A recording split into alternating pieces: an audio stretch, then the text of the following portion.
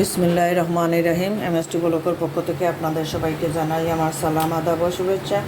দেশ বিদেশের ভাই বোন বন্ধুরা কেমন আছেন? আলহামদুলিল্লাহ হয়তো ভালো আছেন। আমি আলহামদুলিল্লাহ আল্লাহর মেহেরবানিতে ভালো আছি।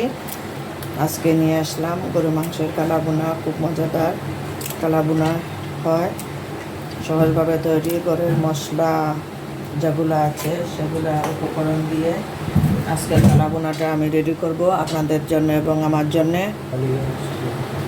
এই দেখেন আপনারা, আমি গরু মাংসগুলা কেটে নিয়েছি একটু মাঝারি সাইজ করে, 1 কেজি পরিমাণ হবে।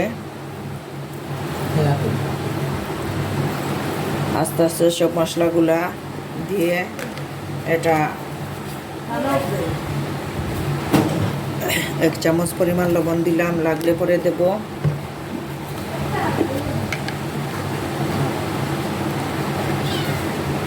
হলুদ গুঁড়ো পরিমাণ মতন,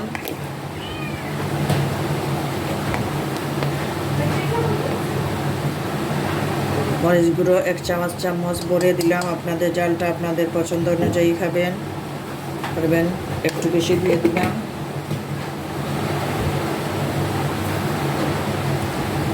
আর এই দুটো কালো এলাচ আর 4-5টি সাদা এলাচ, 6টি, একটা জয়তি, একটা স্টার তারা, 3-4টা আস্ত এই দারচিনি, আপনার এগুলো আস্ত দিব ধুয়ে। আর এটা হলো রাঁধুনি মশলা, এটা হলো মেন উপকরণ, এটা দিতে হয়। কালাবুনার মেন মজা এটা আমি দেব। আর আমার গরম মশলা আছে, গরম মশলা নিজের হাতে তৈরি। আমি এই আপনার আদা রসুন বাটাটা দিতেছি পরিমাণ মতন, হাত দিয়ে দিতেছি, কারণ হাত দিয়ে যখন মাখাবো সেজন্যে। 2 টেবিল চামচ আদা রসুন বাটা দিয়ে দিলাম।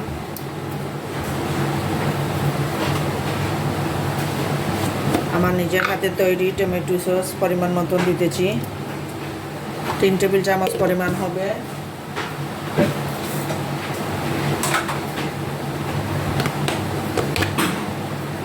যা বলছিলাম আপনাদের, কাটা পেঁয়াজ দিতেছি পরিমাণ মতন।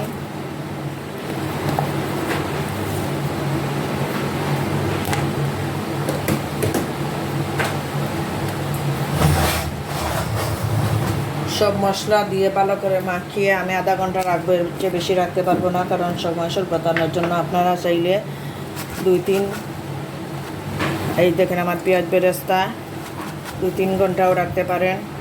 মাস্ট এই পেঁয়াজ বেরেস্তা এবং রাঁধুনি মশলাটা দিতে হয়।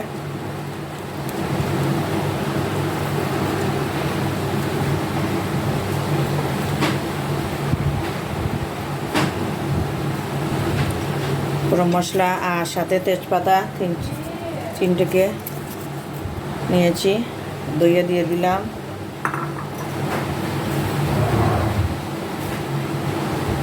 লবণ দিয়ে দিয়েছি অলরেডি। আমি যে পেঁয়াজ বেরেস্তা করেছি সেটা তেল কিছু অংশ দিয়ে দিলাম, আর পরে আবার বাগার দেব।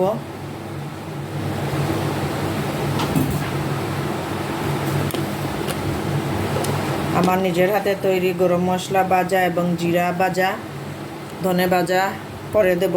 এটা দিয়ে আমি মশলাটা মাংসটাকে ভালো করে মাখিয়ে নিতেছি। যত মাখবেন তত এটা স্বাদ বাড়বে এবং মশলাটা ভালো করে মেখে নিলে মাংসতে ঢুকবে। এইভাবে আপনারা ভালো করে মাখিয়ে ঢাকনা দিয়ে ঘুরে 2 ঘন্টা পারেন, আধা ঘন্টা পারেন, 1 ঘন্টা পারেন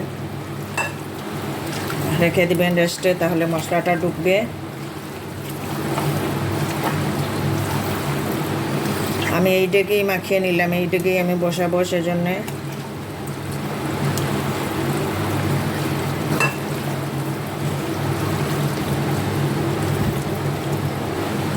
অলরেডি আমার মাখাটা হয়ে গিয়েছে।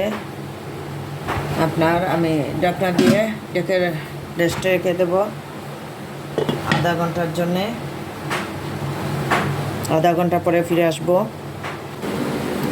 আধা ঘন্টা পরে ফিরে আসলাম আপনাদের মাঝে। আমি চুলায় এনে মাত্র বসিয়েছি, এখনো আগুন দেইনি। বিসমিল্লাহির রহমানির রহিম। এইভাবে 10 মিনিট পুরো আগুন দিয়ে আমি রান্না করব। পরে আগুনটা কমিয়ে দিয়ে মাঝারি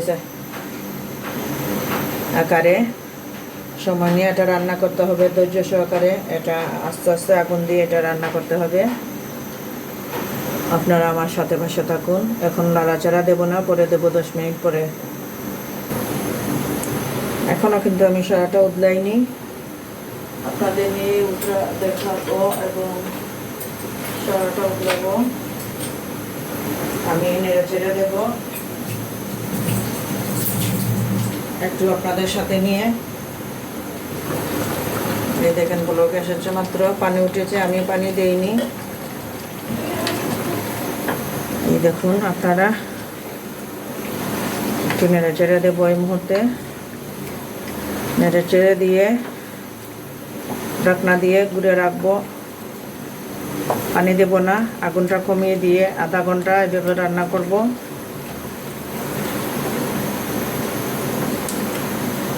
দুই তিনবার মাঝে মাঝে নেড়ে দেব।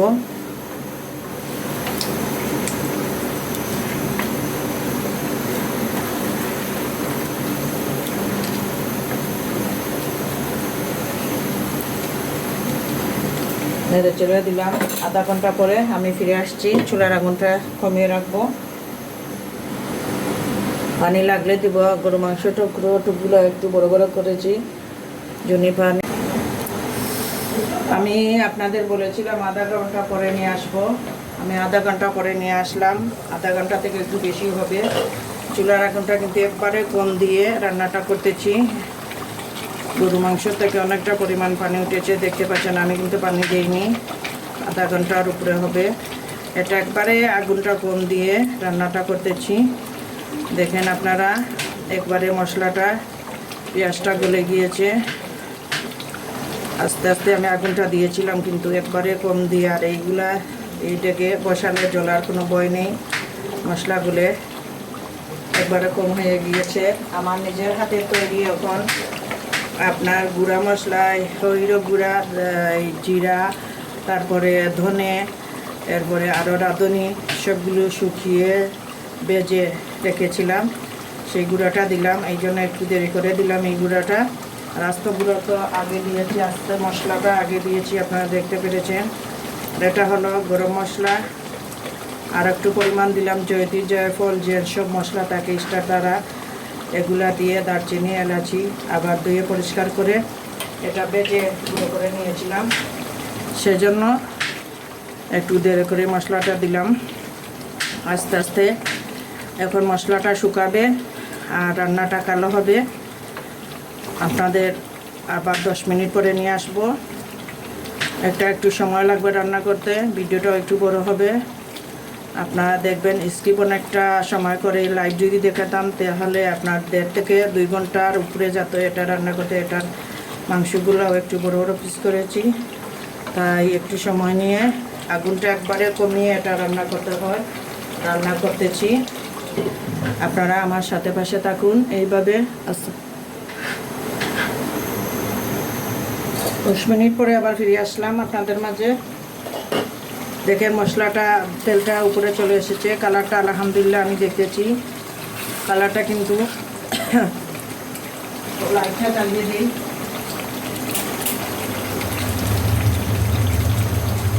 কালারটা কিন্তু আস্তে আস্তে কালো হয়ে আসছে আলহামদুলিল্লাহ।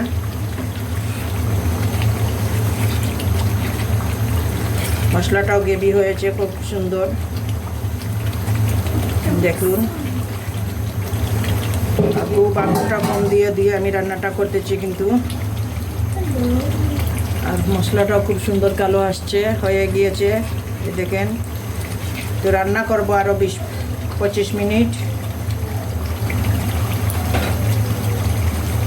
আমার সাথে পাশে থাকেন। বাগারটা দেব আরও 20 মিনিট পরে।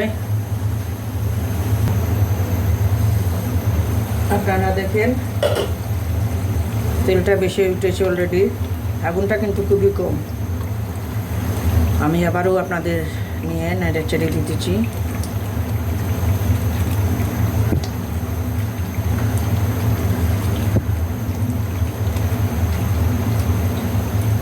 এইভাবে রান্নাটা করব আগুন কম দিয়ে, তাহলে মাংসটাও সিদ্ধ হবে। আমি কোনো হাত দিইনি, শুধু হালকা একটু চর্বি দিয়েছিলাম মাংসের সাথে, আপনারা দেখেছেন। চর্বিও দিইনি, চর্বিগুলো কেটে নিয়েছি। আমার মাংসতে বেশি চর্বি ছিল না। হাজব্যান্ডকে বলেছিলাম নির্ভেজাল ভালো প্রাণের মাংস আনার জন্য, তাই উনি প্রাণের মাংস, ভালো মাংস এনেছেন। আবার 10-15 মিনিট পরে চলে আসবো। আমি আবার আপনাদের মাঝে ফিরে আসলাম। আবার আগেই দেখেন ক্যামেরাতে একটু দেখিয়ে দিই কালারটা, আলহামদুলিল্লাহ দেখেন আপনারা। উপরে নিয়ে আসলাম ডেকটা, কালারটা কিন্তু খুব সুন্দর হয়েছে। আস্তে আস্তে কালো, মশলাগুলো কালো হয়েছে, ওর মাংসটাও কালো হয়েছে, আলহামদুলিল্লাহ।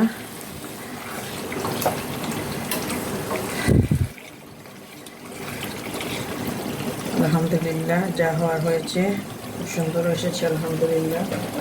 আমি ওই চুলা বাটা নিয়ে নেব, নিয়ে বাগারটা দিয়ে দেব।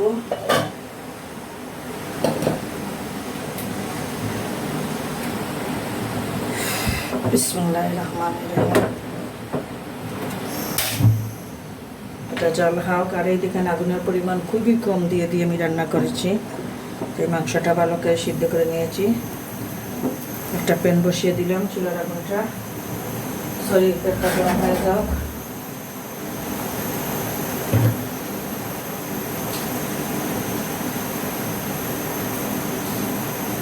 আমি 5-6টি শুকনো মরিচ নিয়েছি। রসুনটা একটু ভাজা হওয়ার পরে হালকা তখন দিয়ে দেব। আর এটা বাগার কিন্তু সর্ষের তেল দিয়ে দিবেন আপনারা। সর্ষের তেল দিয়ে কালা বুনার হয় মজা।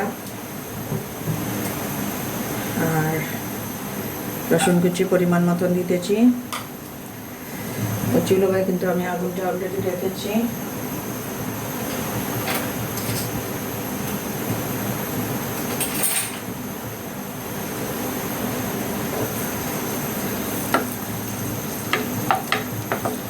রসুনটা একটু গোল্ডেন কালার হয়ে যাক, ওটাকে দেখুন। সর্ষের তেলে এইভাবে ফেনা উঠবে, এতে ভয় পাওয়ার কিছু নেই। আপনারা রসুনটা একটু করে করে এভাবে দিবেন।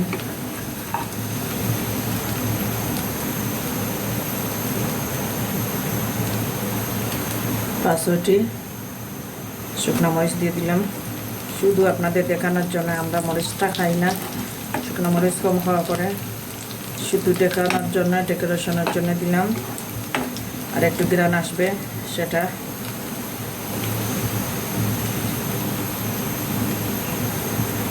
রসুনটা আর একটু বাজে নিই।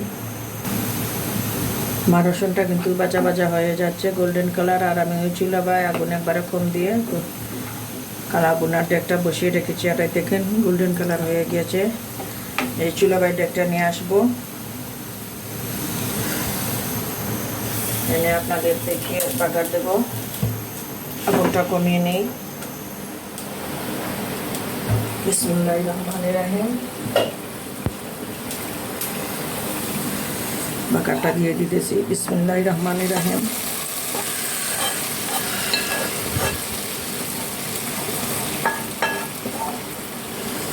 একটু বার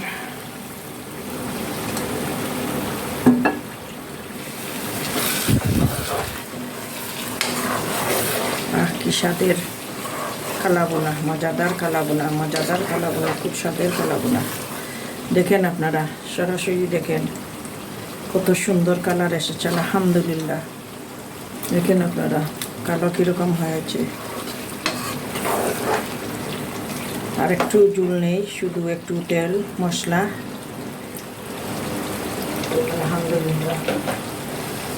আর এই হলো পেঁয়াজ ফালি করে রেখেছিলাম আমি পিস পিস করে, এটা একটু কাঁচা কাঁচা রাখবো, কুলিয়ে রেখেছি, দিয়ে দিলাম। এটা বেশি সিদ্ধ দেবো করবো না।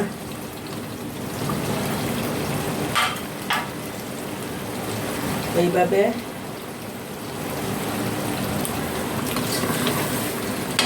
আমি 3-4 মিনিট রেখে দেব সৌন্দর্যের জন্য, এবং একটু হালকা এটা কাঁচা কাঁচা থাকবে, খেতে ভালো লাগবে পেঁয়াজটা।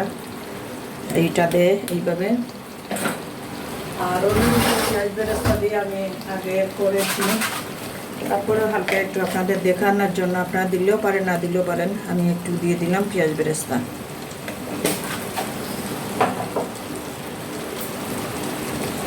2-3 মিনিট পরে চলে আসবো আপনাদের মোবাইলটা হাতে নিয়ে সরাসরি দেখাবো রান্নাটা। আপনাদের সামনে রেখেই আমি এটা খুলতেছি। 2-3 মিনিট পরে চলে আসলাম, কারণ সময় স্বল্পতার কারণে আর এখন আমরা খাবো না, সেজন্যে এই বাটিতে নেইনি। দেখেন কালারটা কত সুন্দর এসেছে আলহামদুলিল্লাহ।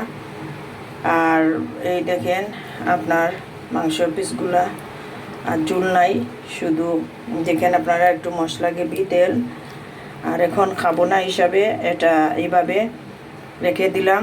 আমার এই ভিডিওটা দেখে যদি ভালো লাগে তাহলে লাইক কমেন্ট শেয়ার করবেন, অনুরোধ রইল আপনাদের কাছে। প্লিজ আমার চ্যানেলটা সাবস্ক্রাইব করবেন। আর কুরবানির মাংস দিয়ে এইভাবে কালাবুনা সহজভাবে তৈরি করে মশলা দিয়ে আয়োজন করবেন। আসসালামু আলাইকুম।